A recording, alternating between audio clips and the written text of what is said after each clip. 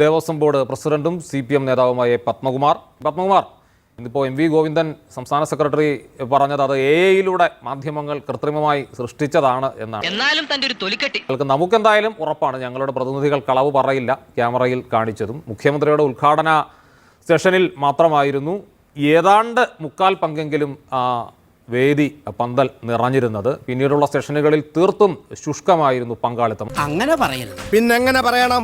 ശരിയല്ലേ? എന്തുകൊണ്ടാണ് അങ്ങനെ സംഭവിച്ചത്? അതോ അങ്ങനെയാണോ വിഭാവനം ചെയ്തിരുന്നത്? എത്ര സമയം സംഘടന തുടങ്ങിയിട്ട്? കുറച്ചു നേരമായി. ഞാൻ കുറച്ച് ലേറ്റ് ആയി പോയി.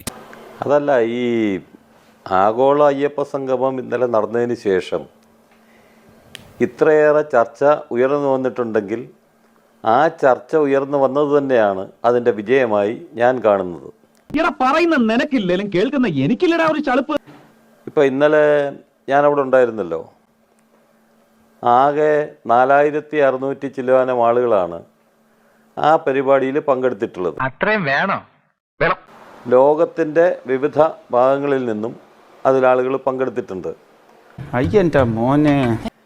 പിന്നെ ആദ്യത്തെ ഉദ്ഘാടന സെഷൻ കഴിഞ്ഞപ്പോൾ, ഉദ്ഘാടന സെഷൻ കഴിഞ്ഞാൽ 3 മേഖലകളായി തിരിഞ്ഞുള്ള ചർച്ചയാണ് തീരുമാനിച്ചിരുന്നത്. അതിൻ്റെ അടിസ്ഥാനത്തിൽ ഉദ്ഘാടന സെഷൻ കഴിഞ്ഞപ്പോൾ ആൾക്കാർ അങ്ങോട്ട് മാറിപ്പോയിട്ടുണ്ട്, ഭക്ഷണം കഴിക്കാൻ പോയിട്ടുണ്ട്. അപ്പോൾ അത് എടുത്തു കാണിച്ചിട്ടാണ് ഉദ്ഘാടന സെഷനിൽ പോലും ആളില്ലായിരുന്നു എന്ന് വരുത്തി തീർക്കാനുള്ള പരിശ്രമം നടക്കുക. എന്നിട്ട് അതുപോലെ തന്നെ വിദേശത്ത് നിന്ന് പങ്കെടുത്തിട്ടുള്ള ആളുകളുടെ എണ്ണം 623. ആ കണക്ക് വെച്ചിട്ട് ആകെ പങ്കെടുത്തത് 600 ചില്ലാനം പേര് മാത്രമാണ് എന്നുള്ള വാദഗതി ഉയർത്തിക്കൊണ്ടുവരിക. അപ്പം എന്തായാലും എനിക്ക് തോന്നിയത് ഈ അയ്യപ്പ സംഗമം നന്നായി വിജയിച്ചു എന്നുള്ളതാണ് ഇത്രയേറെ ചർച്ചയ്ക്ക് അടിസ്ഥാനം എന്നാണ് എനിക്ക് തോന്നുന്നത്. കണ്ണീര് തുടച്ചിട്ട് കുറച്ചുകൂടി വിശ്വസിക്കാൻ തോന്നുന്നു. ഇപ്പോൾ NK പ്രേമചന്ദ്രൻ MP സൂചിപ്പിച്ചത് ഇത്ര ആളുകളെ ഉണ്ടാകുമായിരുന്നുള്ളൂ എങ്കിൽ ഇത്രയും കോടി ചെലവഴിച്ച് അവിടെ ഇത്രയും വലിയൊരു സമ്മേളനം നടത്തേണ്ടിയിരുന്നില്ല, ഇവിടെ ഒരു ഓഡിറ്റോറിയത്തിൽ നടത്തേണ്ടതേ ഉണ്ടായിരുന്നുള്ളൂ. ഈ ആരവം രാഷ്ട്രീയ പ്രചാരണമായി പോയി എന്നാണ്. സത്യമാണെങ്കിലും എനിക്ക് അംഗീകരിച്ചു കൊടുക്കാൻ പറ്റുമോ? എനിക്ക് തോന്നുന്നില്ല. ഇത് രാഷ്ട്രീയ പ്രചരണത്തിന് വേണ്ടിയിട്ട് ഇങ്ങനെയുള്ള കാര്യങ്ങളെ ഉപയോഗിച്ചിട്ടുള്ളവർക്കാണ് ഇത് രാഷ്ട്രീയ പ്രചരണമായി തോന്നുന്നത്. ഇടതുപക്ഷ ജനാധിപത്യ മുന്നണിയെയും ഗവൺമെൻറ്റിനെയും അപഹസിക്കാൻ വേണ്ടി കച്ചകെട്ടി ഇറങ്ങിയിട്ടുള്ളവർക്ക് അതൊക്കെ തോന്നും എന്നുള്ള കാര്യത്തിലും എനിക്ക് തർക്കമില്ല. രാഷ്ട്രീയ പരിപാടി ആയിരുന്നെങ്കിലും മുഖ്യമന്ത്രി രാഷ്ട്രീയം പറഞ്ഞു. ഈ 10 വർഷത്തെ വികസനത്തെക്കുറിച്ചും അത് തിരിഞ്ഞു നോക്കണമെന്നും ഒക്കെയുള്ള കാര്യങ്ങൾ മുഖ്യമന്ത്രി ചൂണ്ടിക്കാട്ടുന്നുണ്ടായിരുന്നു, രാഷ്ട്രീയമില്ല എന്ന് ആവർത്തിച്ച് പറയുന്നതിനിടയിലും. അതെന്തിനാ ഇപ്പൊ ഇവിടെ പറയണേ? അതല്ല, കേരളത്തിൻ്റെ മുഖ്യമന്ത്രി സ്വാഭാവികമായി ഇങ്ങനൊരു പരിപാടിയിൽ പങ്കെടുക്കുമ്പോൾ കഴിഞ്ഞ 9 വർഷക്കാലം കേരളത്തിൽ നടപ്പിലാക്കിയിട്ടുള്ള കാര്യങ്ങളും ശബരിമലയ്ക്ക് വേണ്ടി നടപ്പിലാക്കിയിട്ടുള്ള കാര്യങ്ങളും പറയണ്ടേ? അത് അദ്ദേഹം അങ്ങനെ പറഞ്ഞതാവുമല്ലോ. സ്വാഭാവികം. അദ്ദേഹം വളരെ വ്യക്തതയോടുകൂടി ആലോചിച്ച് തന്നെ കാര്യങ്ങൾ പറയുന്ന ആളാണല്ലോ. അല്ല എന്നാർക്കും അഭിപ്രായം ഇല്ലല്ലോ.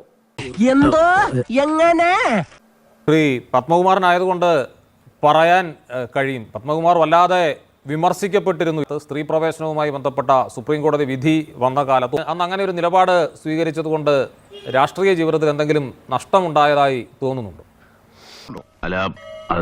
കമ്മ്യൂണിസ്റ്റ് പാർട്ടി പ്രവർത്തകർ ലാഭനഷ്ടങ്ങളുടെയോ വ്യക്തിനിഷ്ഠമായ കാര്യങ്ങളുടെ അടിസ്ഥാനത്തിലോ രാഷ്ട്രീയ പ്രവർത്തനത്തെ കാണുന്നവരല്ല എന്നുള്ളത് അറിയാമല്ലോ.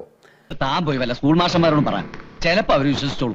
ഈ പ്രവർത്തനത്തിനിടയ്ക്കുള്ള ഓരോ കാലഘട്ടത്തിൽ വരുന്ന ഉത്തരവാദിത്തങ്ങൾ എന്നുള്ള നിലയ്ക്ക് മാത്രമേ ഞങ്ങളതിനെ കാണുന്നുള്ളൂ. അല്ലാതെ ഇതൊരു വ്യക്തിപരമായി എനിക്ക് ഇന്നത് കിട്ടണം എന്നൊക്കെ പറഞ്ഞിട്ട് നടക്കുന്ന ചില രാഷ്ട്രീയക്കാരെ പോലെ അല്ലല്ലോ കമ്മ്യൂണിസ്റ്റുകാർ പ്രവർത്തിക്കേണ്ടത്. പച്ചവെള്ളം ചവച്ചു കുടിക്കണം പഞ്ചപാവ. കമ്മ്യൂണിസ്റ്റ് പാർട്ടി യാന്ത്രികവാദികളുടെ പാർട്ടിയല്ല, ഏതെങ്കിലും യുക്തിയുടെ അടിസ്ഥാനത്തിൽ വർത്തമാനം പറയുന്നവരല്ല.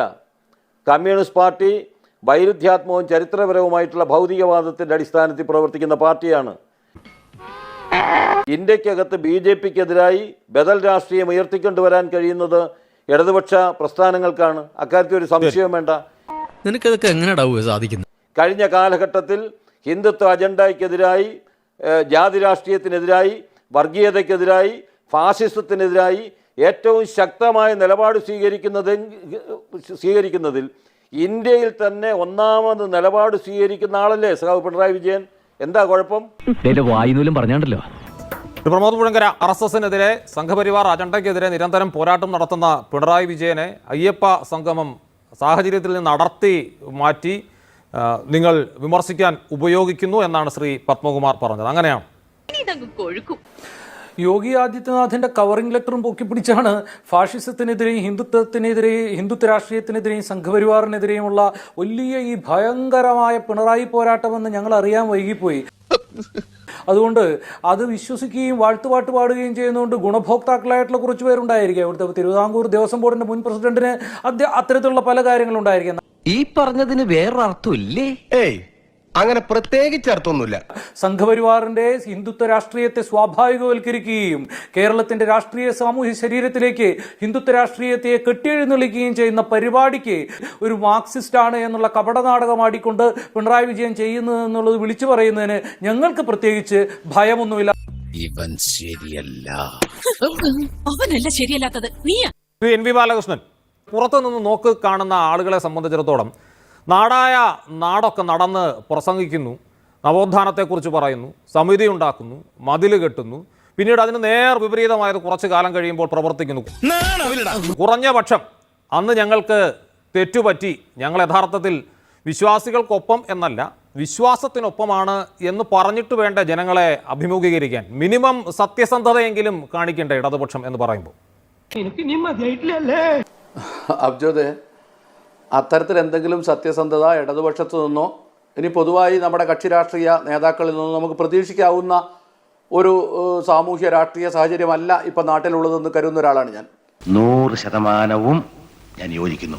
നേരത്തെ CPIഎമ്മും അതുപോലെ സംഘപരിവാറുമായി ചേർന്ന് നടത്തിക്കൊണ്ടിരിക്കുന്ന അന്തർധാരകളെ കുറിച്ചൊക്കെ നമ്മൾ സംസാരിക്കുമ്പോൾ നാട്ടിൽ പലർക്കും ഒരു സംശയം ഉണ്ടായിരുന്നു, ഇതൊക്കെ ഒരു രാഷ്ട്രീയ വിരോധം വെച്ച് പറയുന്നതാണ് നിന്ന്. പക്ഷേ CPIഎമ്മിന്റെ സാധാരണ അനുഭാവികൾക്ക് പോലും അറിയാം എന്തൊക്കെയായാലും എന്തോ ചില ചേഞ്ച് നാറ്റങ്ങൾ ഇതിനുള്ളിൽ നടക്കുന്നുണ്ട് എന്ന് ആളുകൾക്കറിയാം. എനിക്കൊന്നും മനസ്സിലാവില്ല. സംഘപരിവാറുമായിട്ടുള്ള തൊട്ടുകൂറായ്മകളെ ഇല്ലാതാക്കി മതനിരപേക്ഷ ബോധമുള്ള ആളുകളിലേക്ക് കയറിപ്പറ്റുന്നതിന് വേണ്ടി നടത്തിയിട്ടുള്ള പ്രവർത്തനങ്ങളുടെ ഒരു സമ്പൂർണ്ണ വിജയം നേടാൻ RSSന് കഴിയുന്നതിൻ്റെ കാര്യങ്ങളാണ് ശബരിമല ഈ കഴിഞ്ഞ ദിവസങ്ങളായി സംഭവിച്ചതുമായിട്ട് ബന്ധപ്പെട്ട് നമുക്ക് കാണാൻ കഴിയുക.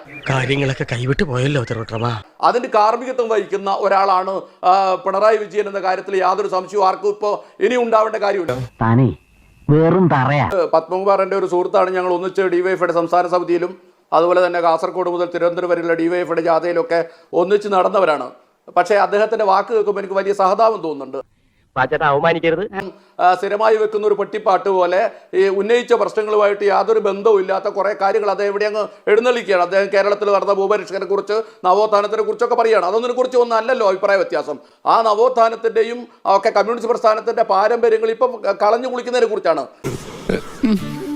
അദ്ദേഹം കമ്മ്യൂണിസ്റ്റ് പാർട്ടിയെ കുറിച്ച് പറയുന്നു, അത് വൈരുദ്ധ്യാത്മകവും ചരിത്രപരമായ ഭൗതികവാദം അംഗീകരിക്കുന്ന പാർട്ടിയാണ്. ഞാൻ മനസ്സിലാക്കുന്ന പത്മകുമാർ CPIഎമ്മിന്റെ സംസ്ഥാന സമിതി അംഗമാണെന്നാണ് ഇപ്പോൾ. എനിക്ക് അദ്ദേഹത്തോട് ഒരു ഒറ്റ ചോദ്യമുള്ളൂ. അദ്ദേഹം വൈരുദ്ധ്യാധിഷ്ഠിത ഭൗതികവാദവും അതുപോലെ തന്നെ ചരിത്രപരമായ ഭൗതികവാദവും എന്ന് പറയുന്ന മാർക്സിസത്തിന്റെ അടിസ്ഥാന ദർശനം അംഗീകരിച്ച് പ്രവർത്തിക്കുന്ന ആളാണോ? എന്താ ഉറക്കം വരുന്നു. സ്വന്തം മനസാക്ഷിയോടൊന്ന് ചോദിച്ചാൽ മതി. അങ്ങനെയാണോ പ്രവർത്തിച്ചുകൊണ്ടിരിക്കുന്നത്? കാപട്യമാണ് നിങ്ങളൊക്കെ കാണിച്ചുകൊണ്ടിരിക്കുന്നത്. ഇനി ഇവിടെ നിന്ന് അഴിവണ്ടാവാ, നമുക്ക് അങ്ങോട്ട് മാറിയിക്കാം. തൽക്കാലം ഇത്രയും മതി. വരട്ടെ.